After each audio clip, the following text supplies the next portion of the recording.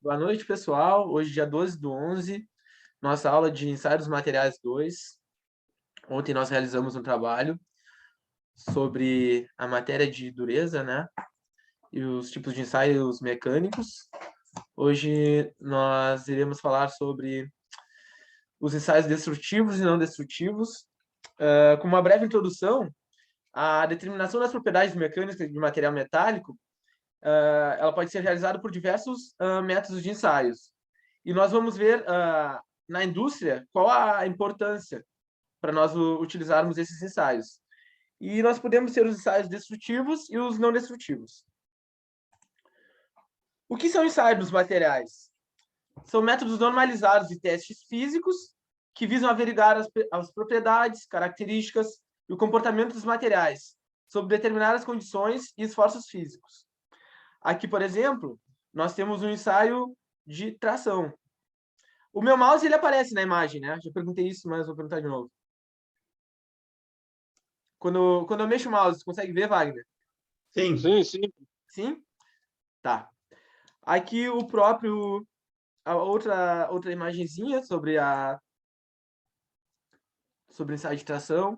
Nós temos a célula de carga, o extensômetro e o corpo de prova. Alguém já fez algum ensaio de tração no trabalho? Já viu? Não? Vamos ver hoje. Quais tipos de esforços físicos? Nós temos a tração, a compressão, o cisalhamento, a flexão e a torção. Nada melhor que uma imagenzinha para nós vermos. Aqui a mesma coisa, a tração em verde e a flexão, que parece que é uma tesoura, que sai vermelho ali, ó, que corta o bloco, nosso material. E para que nós fazemos o ensaio? Uma boa pergunta, né? Então, para obter informações rotineiras sobre as propriedades dos materiais. Quando nós quisermos saber se algum material, quando que ele vai falhar, qual a dureza dele, a elasticidade, a resistência. Por isso que nós realizamos ensaios. Para garantir a qualidade de fabricação e utilização dos materiais, para obter novas informações sobre os materiais que nós desconhecemos e para desenvolver novas aplicações nos materiais. Como eu falei no meu projeto, eu levei um aço a 1020 graus Celsius, depois eu botei a menos 200. Então, isso tudo é ciência em cima do aço, para ver como que ele vai se comportar, e através disso, aumentou a dureza?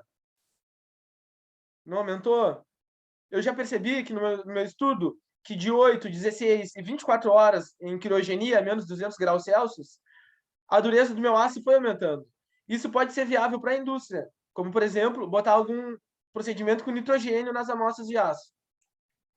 Aqui, por exemplo, conheço o aço 4340 para construção mecânica. Um aço utilizado na própria construção.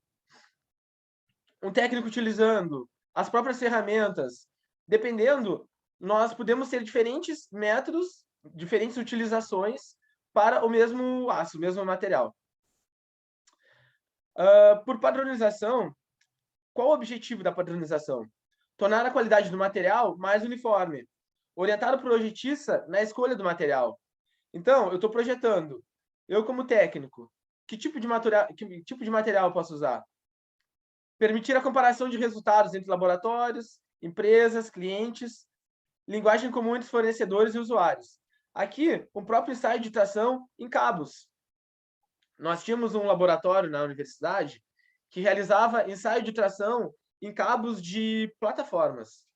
Um laboratório muito legal, com diversos estudos e muita ciência envolvida também. Por padronização, na nossa sociedade, na indústria, na ciência, nós temos a ABNT, Associação Brasileira de Normas Técnicas, a ISI, American Iron and Steel Institute, essas duas são internacionais, e a SAE, Society of Automotive Engineers. Aqui as siglas delas.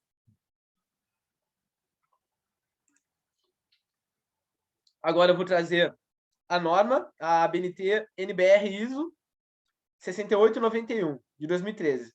Materiais metálicos. Ensaio de tração, parte 1. Método de ensaios à temperatura ambiente. Então, ela nos dá a fórmula, as equações, nos dá como que nós temos que utilizar, as normas, todo o padrão. E muitas vezes as normas brasileiras, elas mudam alguma coisa do exterior, das normas americanas, e adaptam para a nossa realidade. Alguma dúvida? Como são realizados os ensaios? Pode ser na própria peça, em modelos, em amostras, em corpos de prova. Como nós percebemos aqui, olha, as amostras são até parecidas com as amostras que eu fiz no meu experimento, mas também nós temos as amostras de ensaio de tração, na própria engenharia civil, diversos tipos de ensaios nós temos na indústria. E quanto à aplicação da carga? Nós temos 3 tipos: a estática, a dinâmica e a carga constante. A estática é a aplicação lenta.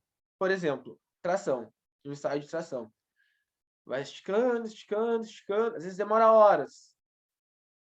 E o gráfico vai gerando. Nós vamos ver o gráfico. Temos a dinâmica, aplicação rápida ou cíclica. Exemplo, fadiga ou impacto.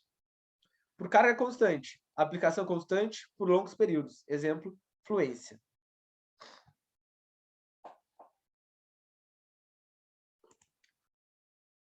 E quais propriedades são aferidas? Quais propriedades nós podemos estudar, nós podemos relacionar? Eu trouxe algumas. Resistência, elasticidade, plasticidade, resiliência, tenacidade. O que é a tenacidade? É a própria relação entre a deformação e a tensão. Com isso, nós temos a nossa curva da tenacidade. Alguns tipos de ensaios destrutivos. Ou seja, destrutivo que a peça ficaria destruída ou alteraria a peça. Ensaio de tração, ensaio de impacto, ensaio de dobramento, flexão, torção, fadiga, compressão, cisalhamento e dureza.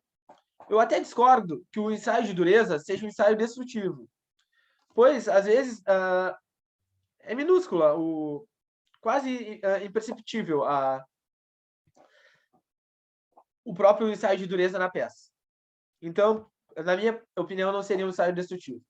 Mas, basicamente, por exemplo, o ensaio de torção, ele faz, até romper a peça, para gerar o gráfico. Então, seria um ensaio destrutivo. Ensaios não destrutivos. Ensaio com raio-x, na própria imagem aqui. Um ensaio com ultrassom.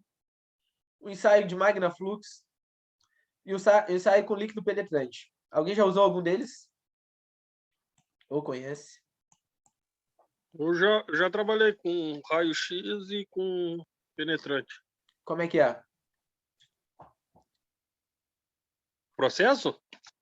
Sim. O raio-x como é que é? É com uma máquina? É com uma máquina. Tem que estar todo equipado. Não, assim, é que eu não vi, do raio-x eu não vi eles fazendo.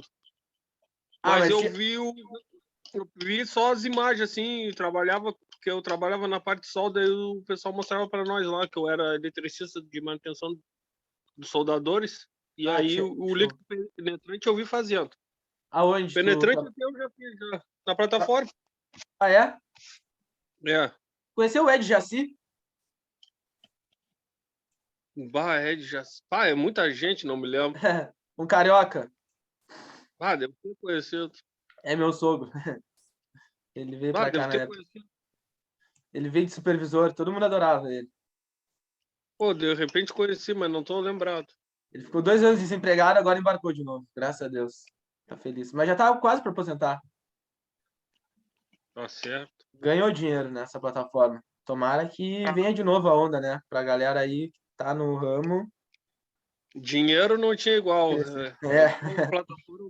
Igual plataforma não tinha igual. É cíclico, né? Mas o que vocês estão fazendo agora, se especializando, estudando, indo atrás, tem oportunidade mundo afora, Brasil afora.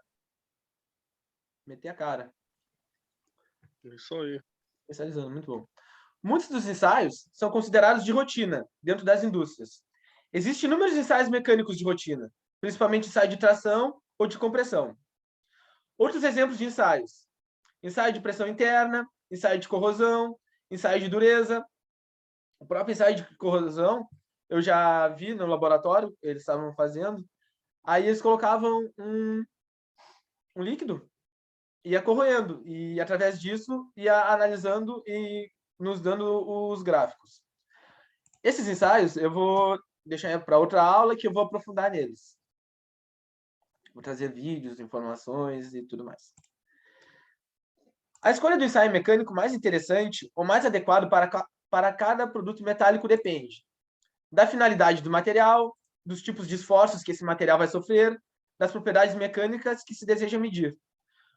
Por exemplo, um parafuso, um aço de uma embarcação. Depende de como que nós vamos os utilizar. Até mesmo o aço do próprio microscópio óptico. Depende da finalidade e dos esforços que nós, como técnicos, iremos escolher. Videozinho 16.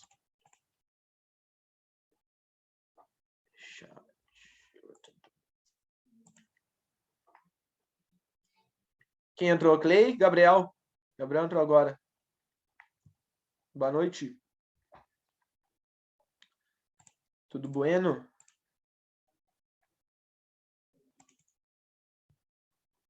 Tudo.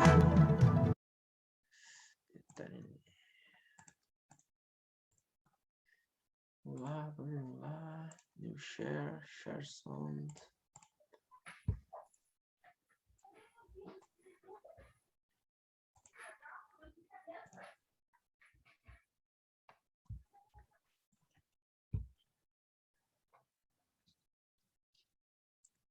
Tá com áudio?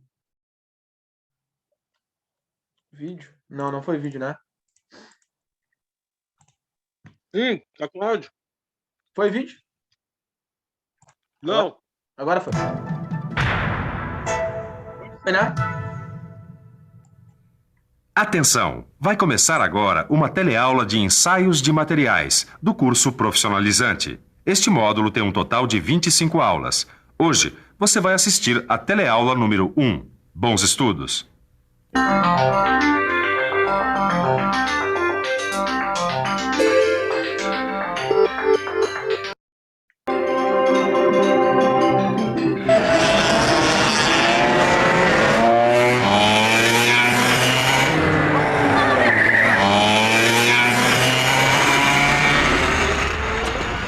Meu Deus, eu não acredito. Como é que acontece uma coisa dessas? Logo agora que o kart ficou pronto, o Edgar foi pra pista. É muito azar.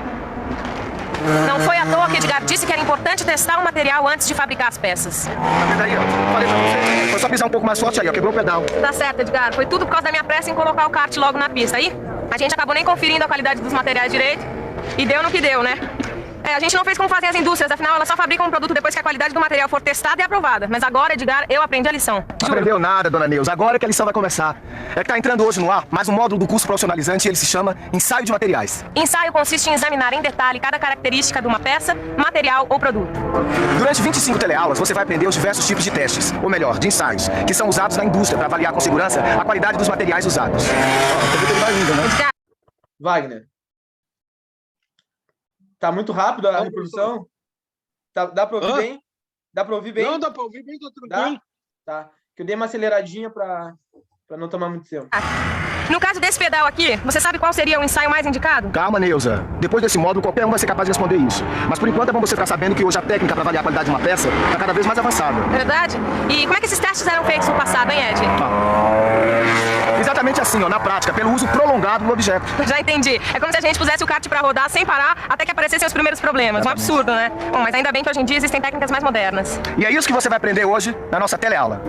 Hoje você vai conhecer algumas propriedades físicas e químicas necessárias para que os materiais sejam adequados às aplicações. Vai saber ainda que alguns ensaios podem ser feitos em oficinas simples e vai entender ainda como são classificados os diferentes ensaios. Bom, se você quer evitar surpresas desagradáveis como essa, então fique ligado que a nossa teleaula está começando. Vamos lá.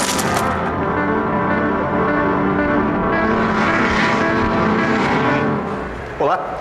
Neste módulo que está se iniciando hoje, eu vou mostrar para vocês o trabalho de profissionais que fazem os ensaios de materiais. É isso aí. Vou fazer um estágio aqui com o Silva nessa área que é tão importante para a indústria. Aliás, Silva, eu não sei direito para que servem os ensaios. É fácil entender, Caio. Pense em uma raquete de tênis rebatendo a bola. Nesse momento, o encordoamento é submetido a um esforço. Esse esforço também acontece quando uma pessoa faz ginástica em uma barra, quando um elevador sobe ou desce, quando um guindaste carrega algum peso. Onde você olhar, você vai ver exemplos de materiais submetidos a esforços. Tem razão, Silva. No cabo de guerra, por exemplo, as pessoas fazem um esforço sobre a corda. Ou então, quando crianças brincam de gangorra, o peso delas também faz um esforço. Mas o que é que tudo isso tem a ver com o ensaio de materiais? É que todos esses esforços afetam os materiais por tração, por compressão, por torção, por cisalhamento ou por flexão. Entendi. Os ensaios servem para ver se o material suporta o esforço que vai receber. É isso aí. Os ensaios são procedimentos padronizados que envolvem testes, cálculos gráficos e consultas a tabelas. Quer dizer, a ideia é verificar se o material de uma peça vai aguentar o tranco quando ela estiver sendo usada. Mas onde é que são feitos os ensaios, hein? Olha, Ribeiro, eu posso começar a fazer os ensaios das peças que vou te entregar semana que vem na minha oficina mesmo. Sim, mas você consegue fazer os ensaios todos aqui mesmo? Não, alguns deles. Outros eu vou ter que mandar fazer fora, nos laboratórios de ensaios, que são especialmente equipados para isso. Agora dá uma olhada no ensaio por lima que eu vou fazer. Ele serve para determinar a dureza do material através do corte do cavaco. Sim, mas como é que é isso? É simples. Quanto mais fácil retirar o cavaco, mais macio está o material. Ou seja, se a ferramenta desliza e não corta, é sinal que o material está bem duro. Então as peças que você aprontou para minha empresa ficaram bem durinhas. Ficaram sim, mas eu vou continuar com a minha análise. Eu vou fazer agora um ensaio pela análise de centelha. Ele serve para determinar o teor de carbono do aço através da forma da centelha que o material emite ao ser atritado num esmeril.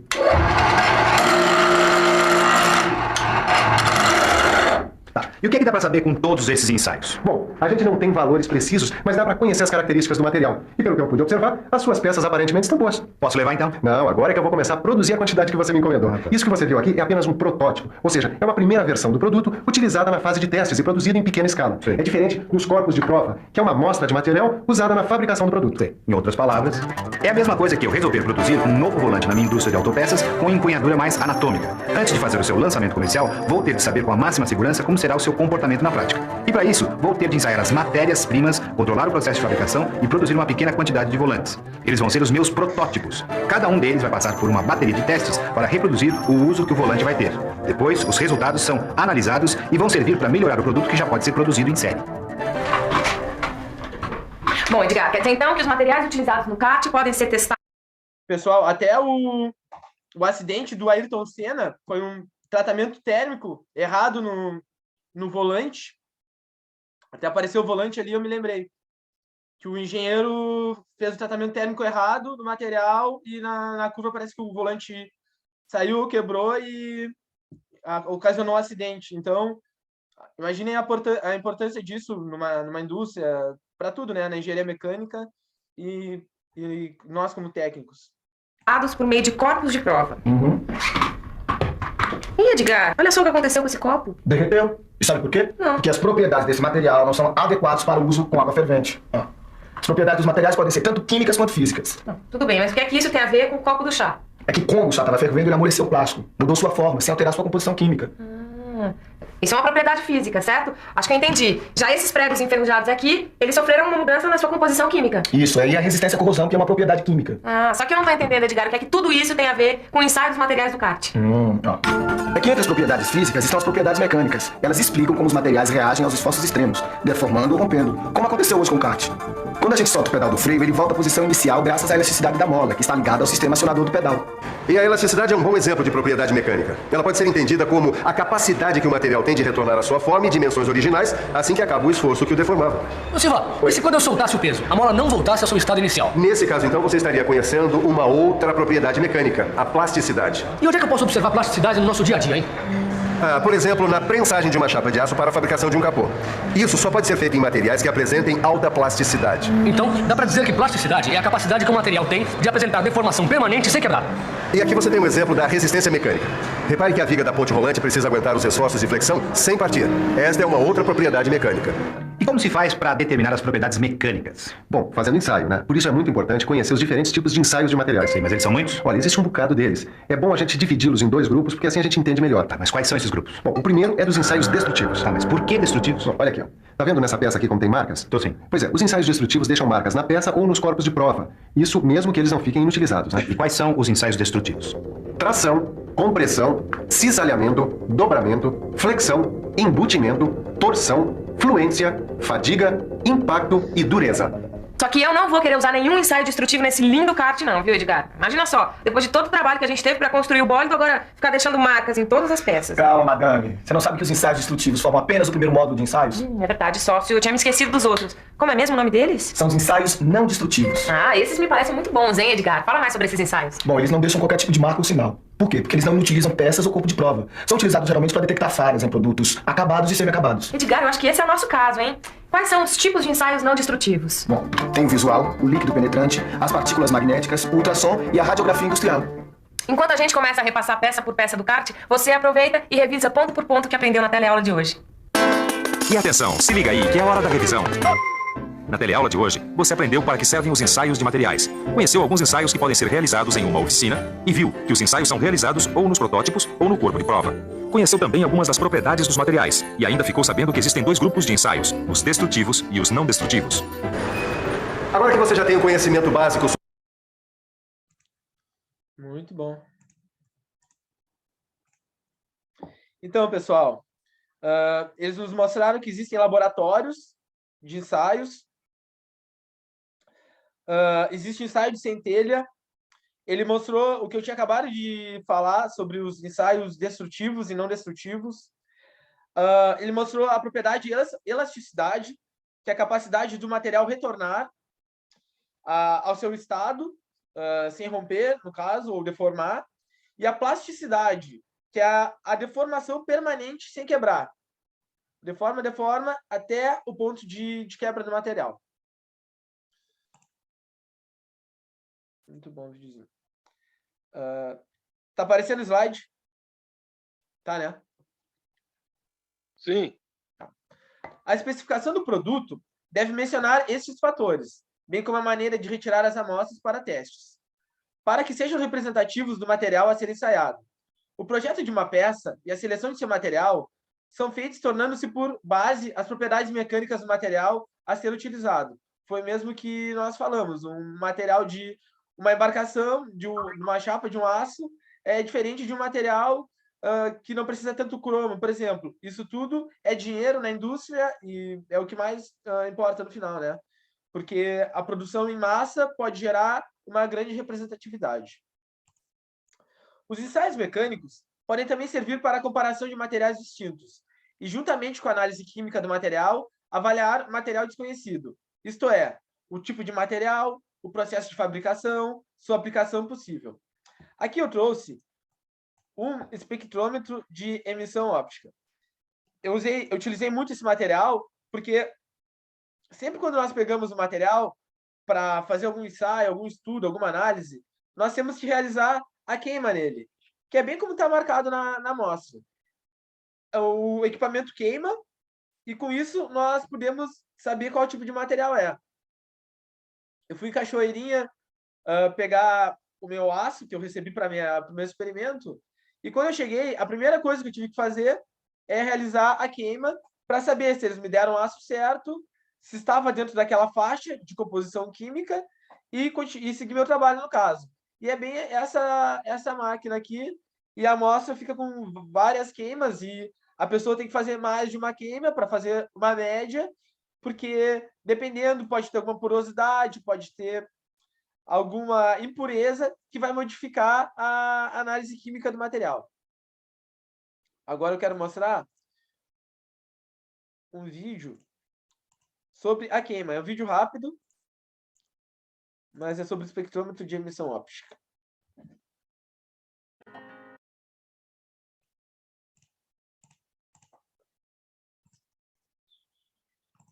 Tá chegando mais gente.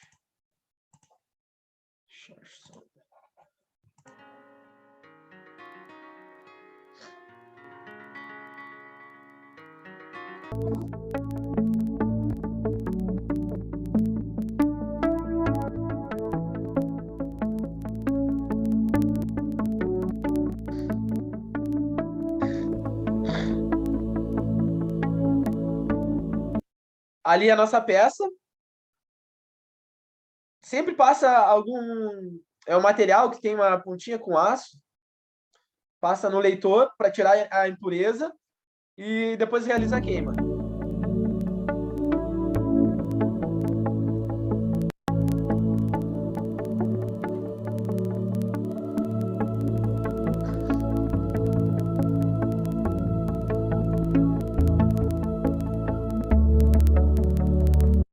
Ali mostra a própria queima do material, como é que fica.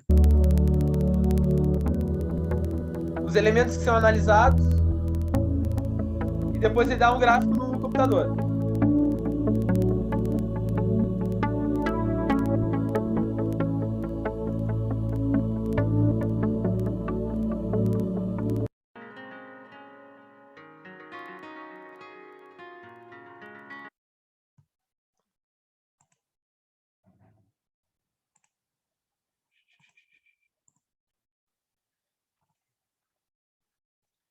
E através da queima, nós tiramos a composição química do material. Um equipamento muito interessante. Os ensaios tecnológicos de materiais. Alguns ensaios permitem obter dados ou elementos numéricos, que podem ser utilizados no cálculo das tensões de trabalho e no projeto de uma peça. Outros ensaios fornecem resultados comparativos ou qualitativos do material e servem somente para auxiliar ou complementar o estudo ou projeto. Ou seja, alguns ensaios nós podemos complementar, ou alguns são de extrema importância para a nossa análise, para o nosso equipamento, para a nossa perspectiva dentro da indústria, melhorar nisso ou não, ou aumentar o rendimento, tempo de parada de máquina. Agora, eu vou falar sobre os ensaios de tração. Pela sua facilidade de execução e reprodutividade dos resultados, torna o ensaio o mais importante dos ensaios. Podemos afirmar que as deformações promovidas no material são uniformemente distribuídas em todo o seu corpo, até atingir a carga máxima próxima do final do seu ensaio. Ou seja, tem a próprio formato do ensaio, que não é o da caneta, que eu vou mostrar agora, o formato do corpo de prova, e tira a constante, até ele realizar, até arrebentar. Esse é o formato do corpo de prova. Isso está na norma, tanto na ISO quanto na BNT, e tem algumas equações por causa do corpo de prova, dependendo da cabeça e do corpo, muda a forma da força e da altura. Aqui ele mostra a carga aplicada, o comprimento, área local. Agora explicar um pouco. A uniformidade das deformações permite obter a variação dessa deformação em função da tensão aplicada. A uniformidade da deformação termina no momento em que é atingida a carga máxima suportada pelo material, quando começa a aparecer o fenômeno de estricção ou diminuição da seção do corpo de prova. Aqui é o exemplo de uma máquina que nós temos no laboratório, e essa máquina ela realiza o ensaio de tração. O corpo de prova fica aqui no meio, e fica realizando o ensaio até ele falhar.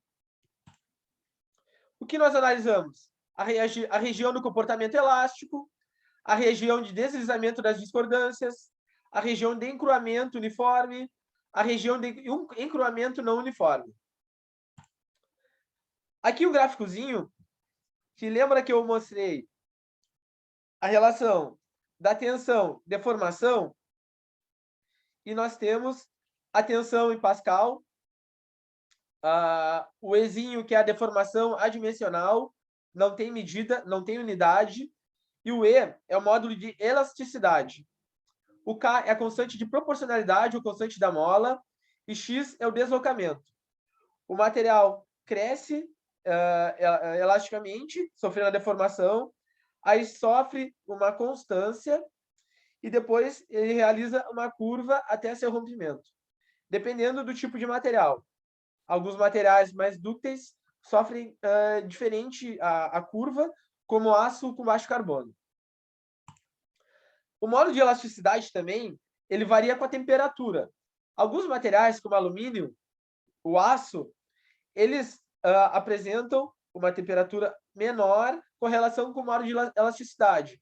Em relação disso, nós podemos ter uma relação com a própria tabela. Isso tudo é tabelado conforme nós vamos precisando utilizar para fazer os nossos projetos.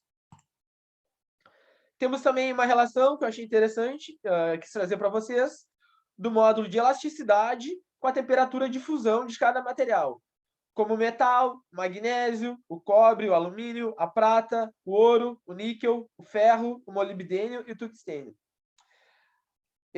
uma relação entre a temperatura de fusão e o modo de elasticidade. Temos uma tabelinha. Aqui, dependendo do formato do corpo de prova, no próprio ensaio de tração, nós teremos um gráfico diferente do corpo de prova 1 para o corpo de prova 2. E agora, um vídeo explicando a curva tensão-deformação.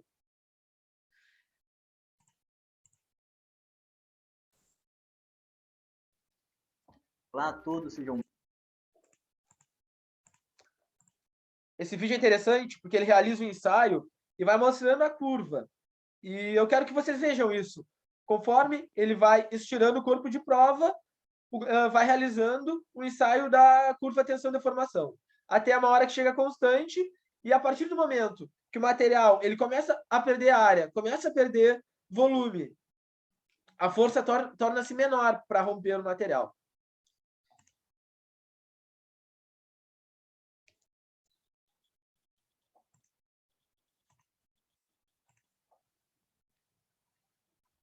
Muito bem-vindos a mais uma aula. Eu sou o professor Emanuel e hoje nós vamos falar sobre os conceitos básicos da curva tensão-deformação. O que nós precisamos aprender hoje? Nós temos 4 tópicos principais. A cara da curva tensão-deformação, como obter a curva tensão-deformação e teste de tração, nós vamos distinguir 2 regiões diferentes, a região de comportamento elástico e a região de comportamento plástico, e nós vamos distinguir 4 pontos da curva tensão-deformação: o limite de proporcionalidade, o limite de escoamento, o limite de resistência e o limite de ruptura. Essa é a cara da curva tensão-deformação. A curva tensão-deformação... Ali ele disse todos os fatores que nós vamos analisar na curva.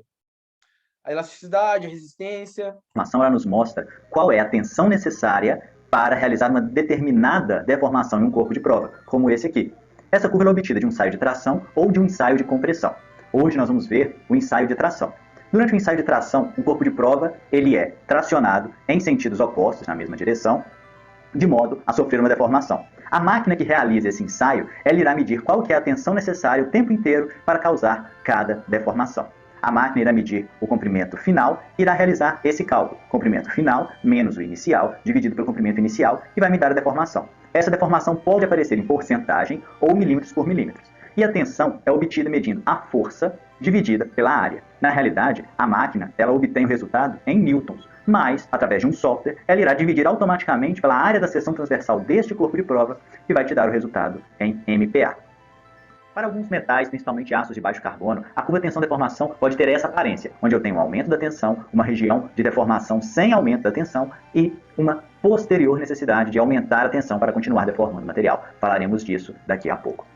Vamos verificar como que nós obtemos a curva tensão-deformação através de um teste de tração. Observe o nosso corpo de prova que será tracionado através de uma máquina de ensaio universal. Essa máquina irá puxar o material em sentidos opostos. A máquina também vai nos dar o resultado em newton. Posteriormente, ela poderá realizar a divisão desse resultado em newton pela área inicial, ou nós mesmos fazemos isso através de algum outro software. Olha a força sendo medida em newton, uma região de uma reta, depois uma tensão constante, uma deformação em tensão constante, e um posterior aumento da tensão necessária para deformar o material. Nós iremos alcançar um ponto de força máxima ou de tensão máxima. Quando esse ponto for atingido, olhe para o nosso corpo de prova. Irá começar a aparecer aqui uma região de empescoçamento ou estricção, ou seja, haverá um concentrador de tensões em uma parte bem específica do corpo de prova, formando um pescoço. Olhe ele aparecendo aqui. Agora, a área e o volume começam a diminuir, e nós necessitamos, obviamente, menos força e menos pressão para romper o material, por isso que a curva começa a decrescer. À medida que esse pescoço se forma, a tensão necessária para deformar o material cai, pois a área desse pescoço é menor. E para deformar o material com uma área menor, é necessária uma força então menor. Nós iremos encontrar agora os pontos mais importantes da nossa curva tensão-deformação. Inicialmente, a minha curva apresenta o comportamento de uma reta, ou seja, ela é proporcional a uma reta. A partir do ponto em que ela deixa de ser proporcional a uma reta, eu irei considerar o limite de proporcionalidade. Esse limite de proporcionalidade ele está dentro do comportamento elástico do material. Ou seja, se eu deixar de aplicar a força, se eu cessar essa tensão, o meu material voltará a ter as suas dimensões originais. Mas mesmo após o limite de proporcionalidade, o meu material ainda apresenta uma pequena deformação elástica. Esse último ponto onde eu tenho a deformação elástica, eu vou chamar de limite de escoamento. A partir do limite de escoamento, a deformação do material ela é plástica, ela é permanente. Dentro da deformação plástica, eu tenho o fenômeno do encruamento, que falaremos posteriormente sobre ele em outra aula. Essa tensão irá aumentar até chegar em seu valor máximo, que eu vou chamar de limite de resistência, esse último ponto aqui. A partir desse ponto, o material vai formar aquele pescoço, o empescoçamento ou a estricção. Esse empescoçamento vai diminuir a área de um ponto específico e servirá como um concentrador de tensões. E assim a força necessária para deformar o material irá cair, até que eu encontre o meu limite de ruptura. Então, enquanto eu tenho essa linha reta... Bem aqui é onde o material rompe. E como ele disse, no limite de elasticidade, que é a capacidade do material retornar, segue essa curva, até ele entrar no limite de plasticidade, que é a deformação permanente sem quebrar. E ele vai indo no final da curva até encontrar aquele ponto e cai. Através desse gráfico, nós podemos analisar diversas perspectivas dentro do aço. Não quero que vocês entendam tudo que está aqui, mas eu quero que vocês tenham uma boa noção. Tem a pressão, tem a força, tem a área, muda de acordo com o corpo de prova, tem a parte do limite de ruptura, para vocês terem uma perspectiva que cada detalhezinho do material e do próprio material em si, do que é feito, muda na resistência do material. Eu tenho o chamado limite de proporcionalidade. O ponto final do meu regime elástico, eu vou chamar de limite de escoamento. Depois eu explico para vocês, em outra aula, como calculamos o limite de escoamento. Existem algumas regrinhas bem específicas. O ponto de tensão máxima é o limite de resistência e o último ponto onde houve a ruptura do material é o meu limite de ruptura. Alguns materiais, como os aços de baixo carbono, eles podem apresentar uma região bem específica. Nós teremos inicialmente uma linha reta e depois o material irá se deformar sob uma tensão quase que constante, havendo uma certa instabilidade nessa tensão. Depois desse ponto, eu preciso novamente aumentar a tensão para deformar o material. Essa região eu chamo de patamar de escoamento, região de deslizamento das discordâncias ou ainda de região de escoamento descontínuo. Esse fenômeno acontece principalmente em metais como aços de baixo carbono, que contêm uma grande quantidade de defeitos na sua estrutura cristalina, como as lacunas, por exemplo. Esses defeitos eles facilitam a deformação plástica. Então, quando o material deixa de se deformar elasticamente, ele começa a se deformar plasticamente através do deslizamento dessas discordâncias. Então, como eu tenho uma grande quantidade desses defeitos, eu não preciso aumentar a tensão para o meu material se deformar. Os defeitos irão se deslizar através da estrutura cristalina e assim o material irá se deformar plasticamente. Mas chega um ponto que esses defeitos irão se ancorar em outros defeitos, nos contornos de grão do meu material, até na própria superfície do meu material, e ele não terá mais esse deslizamento tão facilitado. E aí eu preciso novamente aumentar a tensão para deformar o meu material. Vamos visualizar em um teste de tração real, e aqui não importa qual seja esse material, é apenas como treinamento, esses pontos importantes que nós aprendemos. Olha só. Inicialmente eu tenho uma linha reta, quando eu deixo de ter essa linha reta, eu tenho meu limite de proporcionalidade. Depois de um certo ponto, eu tenho meu limite de escoamento, que eu irei explicar posteriormente como calcular. No ponto mais alto, eu tenho o limite de resistência e quando eu tenho a ruptura do meu material, eu tenho o meu limite de ruptura. Em curvas que apresentam o patamar de escoamento, eu não consigo determinar com clareza qual é o meu limite de escoamento. Mas eu posso determinar que o ponto mais alto é o meu limite de escoamento superior e o ponto mais baixo é o meu limite de escoamento inferior. Lembre-se que o patamar de escoamento acontece devido à deformação plástica. Então daqui para frente eu tenho deformação plástica, aquela que é permanente. E daqui para trás eu tenho deformação elástica, aquela que não é permanente. Quando eu quero trabalhar o meu material dentro de um regime elástico e quando eu quero trabalhar o meu material dentro de um regime plástico. Para materiais que têm função estrutural, como uma aplicação numa construção civil de vergalhões, eu não quero que o meu material se deforme permanentemente. Eu quero que ele mantenha sempre as suas dimensões originais. Então eu preciso trabalhar o meu material abaixo do limite de escoamento. Agora, em processos de conformação mecânica, eu quero dar uma forma diferente para o meu material, eu quero que ele se deforme permanentemente. Então eu preciso trabalhar após o limite de escoamento. Lembrando que aqui ele explicou que, por exemplo, os materiais de engenharia civil, nós temos que analisar até essa parte aqui, olha. Utilizando a pressão pela deformação. Somente aqui. Mas nos materiais da engenharia mecânica, nós queremos analisar ele tendo o seu modo de elasticidade. Então, podemos analisar passando essa etapa do gráfico, desse ponto. passando o limite de escoamento superior. Após o limite de resistência, eu tenho um empescoçamento, que eu posso considerar um problema grave para o meu material, pois aquilo é um concentrador de tensões. Então, para a conformação mecânica, eu preciso trabalhar acima do limite de escoamento, mas abaixo do limite de resistência. Muito obrigado a todos vocês que chegaram. Muito bom.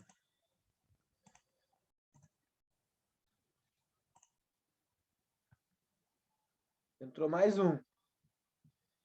Estamos em 10.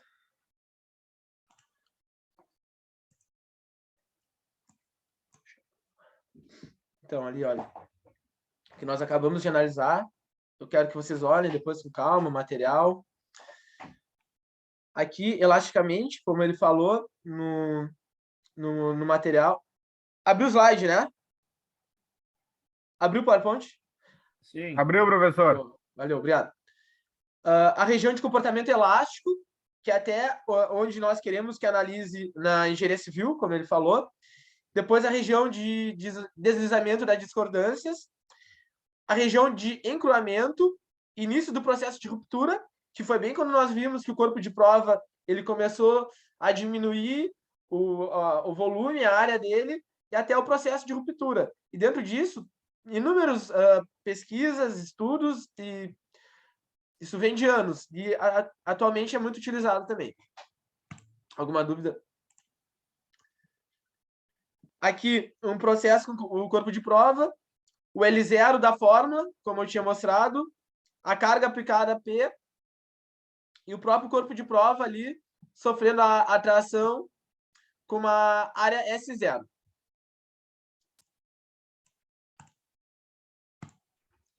A formuleta, tensão igual a carga aplicada em Newton, força, sobre a seção transversal em metro quadrado ou milímetro, daí depois tem que converter a força também. A deformação dimensional, comprimento inicial de referência, comprimento de referência para carga aplicada.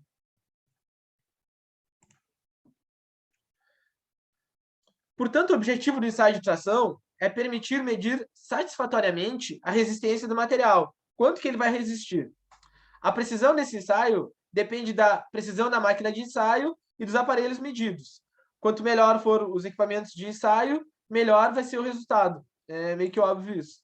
Mas eu queria que vocês tivessem essa noção, que existe o gráfico, que existe o limite de escoamento, depois tem elasticidade que o material vai aguentando, depois sobe a curva e vai até o limite de ruptura do material.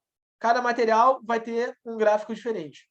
Como ele disse, no aço com baixo carbono, sofre aquele períodozinho de elasticidade. Aqui mais uma imagem do ensaio de tração.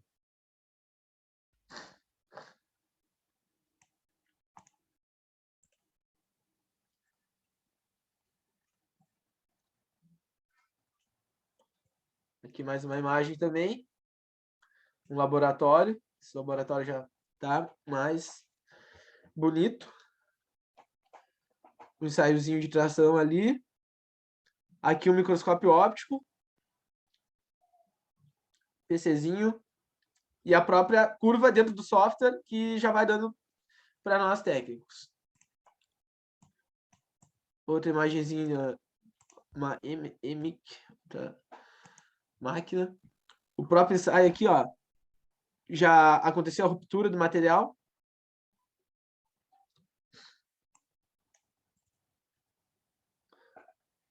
Projeto, cabeçote móvel, garras de fixação do corpo de prova, base fixa, unidades de controle, corpo de prova, registrador gráfico, máquina universal de ensaio. O extensômetro, o próprio corpo de prova, porque o extensômetro ele é um sensor, né, que ele mede o quanto que está deformando. Agora, o vídeo 17.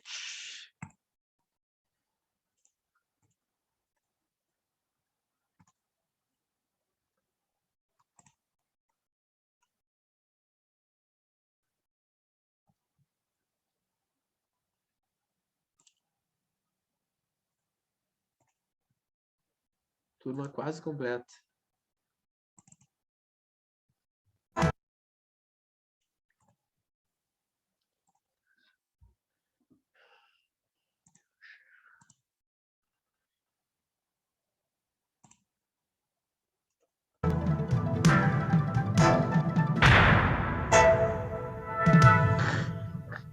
Atenção! Vai começar agora uma teleaula de ensaios de materiais do curso profissionalizante. Este módulo tem um total de 25 aulas. Hoje, você vai assistir a teleaula número 2. Bons estudos!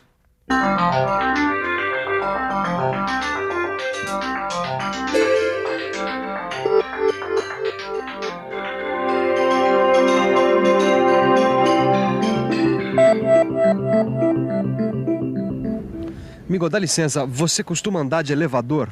Sim, utilizo o elevador de passageiro da obra. Ando. Eu ando em elevador. Quem trabalha aí no elevador sou eu. E por que você não tem medo de andar no elevador? Bem, é um equipamento que está de acordo com as normas. Existem cabos de aço para sustentar esse equipamento. É ele que eleva ou desce o elevador. E em caso de uma pane, existe um segundo cabo para frear no caso de queda. O cabo de aço é forte e não quebra fácil. Graças aos cabos de aço que são usados nos elevadores, nós podemos subir e descer com a maior segurança. Mas será que as pessoas sabem como deve ser um cabo que segura um elevador? Um cabo de aço para segurar um elevador deve ser um cabo de aço número 16 para conduzir 6 pessoas. Bom, na forma que esse cabo aí tem que ser um cabo meio reforçado, né? Porque bastante, o mínimo sobe 6 pessoas, entendeu? Novo, que é o que esse aí é. Aí, esse aí pra nós é o suficiente. Sendo novo, não corre risco nenhum. E você? Já parou para pensar como é importante a gente saber como é que tem que ser um cabo de aço de elevador? Bom, se o diâmetro for muito menor do que o necessário, ele pode falhar e provocar acidentes. Se for muito maior, ele vai estar desperdiçando material. Para evitar qualquer um desses casos, é preciso conhecer a resistência dos materiais.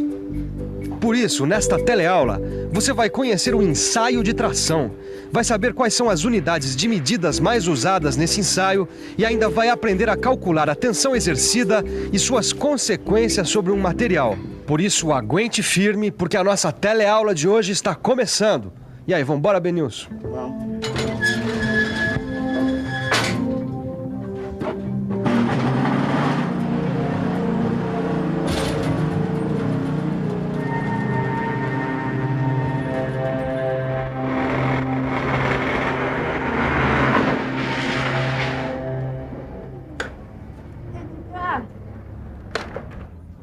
Eu tô achando que o cabo do acelerador arrebentou. Deixa eu ver. Aqui, ó. Bom, será que a gente usou um cabo menos resistente do que a gente precisava? Bom, acho que a gente vai ter que fazer um ensaio de tração, viu? Ih, não entendi. Pra que servem os ensaios de tração? Bom, você não sabe que as propriedades mecânicas, como resistência mecânica, elasticidade, plasticidade, são as características principais dos metais, não sabe? Sei sim, tanto que o projeto e a fabricação de produtos são baseados no comportamento dessas propriedades. Exatamente, para determinar as propriedades mecânicas, a gente precisa recorrer aos ensaios mecânicos. Os ensaios mecânicos devem seguir procedimentos padronizados por normas brasileiras e internacionais. Eles podem ser feitos tanto no próprio produto como no corpo de prova. O uso do corpo de prova é mais indicado nos casos onde o resultado dos ensaios vai ser comparado às especificações de normas internacionais.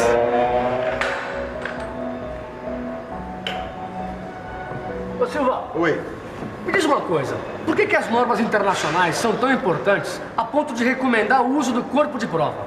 Caio, porque elas garantem que o ensaio se repetirá em qualquer lugar que tenha as condições adequadas. Hoje eu vou mostrar para você o trabalho de um profissional que realiza o ensaio de tração. Mas e para que serve esse ensaio? Bom, ele permite saber como os materiais reagem aos esforços de tração, quais são seus limites de resistência e a partir de que momento eles se rompem. E como é que ele funciona? O ensaio de tração faz com que o corpo receba um esforço que tende a alongá-lo, fazendo com que se deforme até quebrar.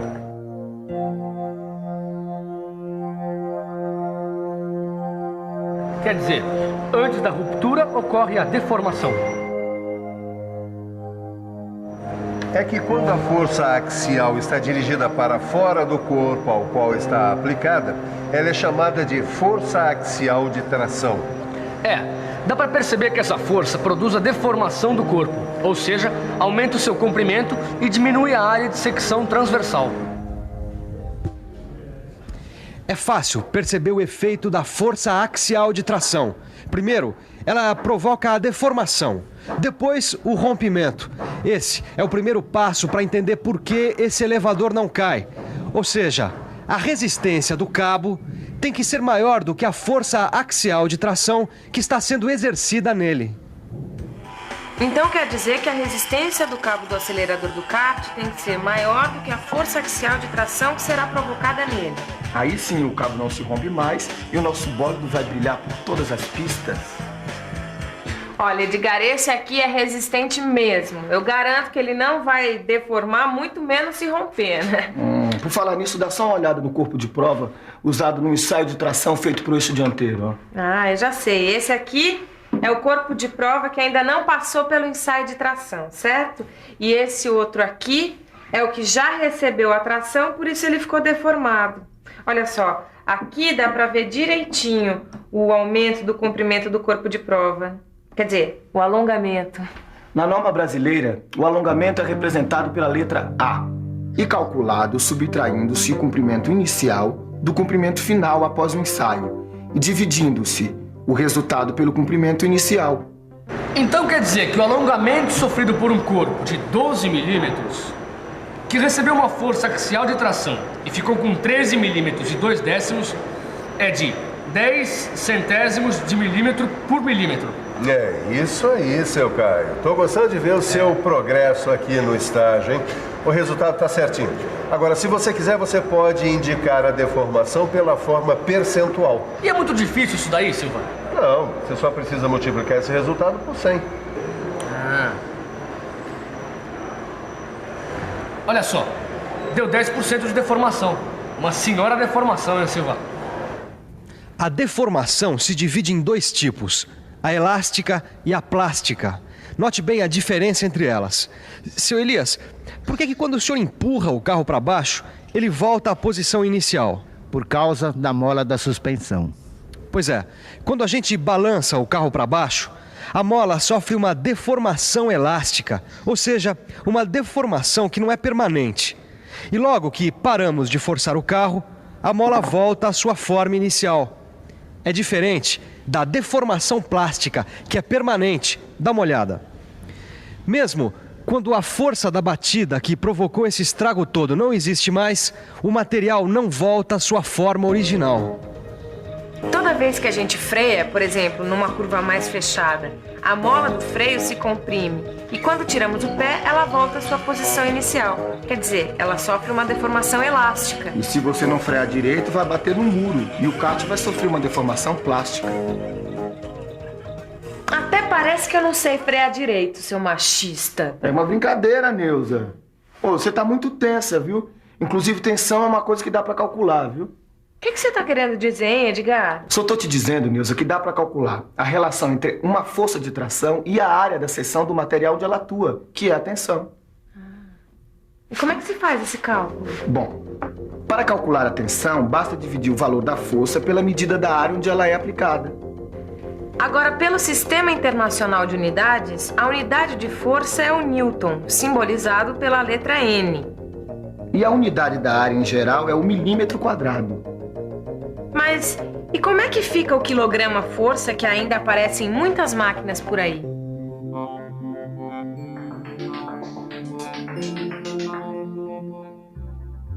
A unidade quilograma-força, identificada pelo símbolo KGF, ainda é usada no Brasil porque muitas das máquinas disponíveis possuem escalas nesta unidade. Nestes casos, depois da realização dos ensaios, os valores de força devem ser convertidos para a Newton. Mas durante muito tempo, a tensão foi medida em quilograma-força por milímetro quadrado, ou PSI, abreviatura de Pound Square Inch, que quer dizer libra por polegada quadrada. Mas como, em 1978, o Brasil adotou o Sistema Internacional de Medidas, essas unidades foram logo substituídas pelo Pascal, representada pelo símbolo PA. Ultimamente, cada vez mais países, inclusive o Brasil, vêm utilizando um múltiplo do Pascal, que é o megapascal, identificado pelo símbolo MPa. Através desta simples tabela de conversões, é possível compreender a correspondência entre Newton, quilograma-força, libras, megapascal, Newton por milímetro quadrado, quilograma-força por milímetro quadrado e libra por polegada quadrada. Com uma tabela de conversão como essa, eu posso converter os valores de tensão para qualquer unidade, Silva. Muito bem, seu Caio. Então, que tal me dar uma mãozinha na preparação da máquina para o ensaio? Pra já. Qual é o problema?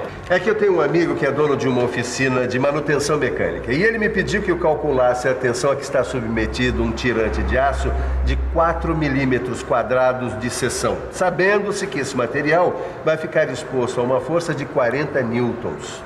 Peraí. A seção do tirante é de 4 milímetros quadrados. E a força sobre o material vai ser de 40 newtons, certo? Certo. Agora calcula a tensão. Você acha que consegue? Claro que sim, Silva. Vamos lá. Vamos pensar um pouco? Vamos pensar um pouco.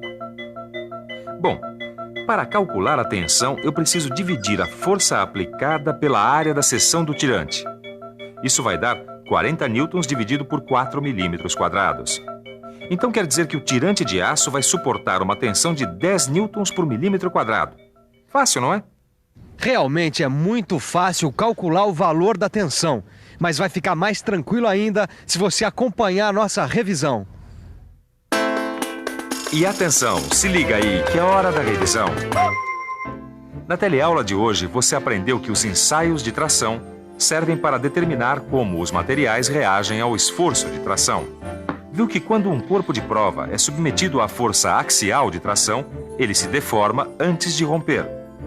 Conheceu um pouco a deformação elástica e a deformação plástica. Por fim, você aprendeu o que é e como é medida a tensão. Agora que você viu como é importante conhecer...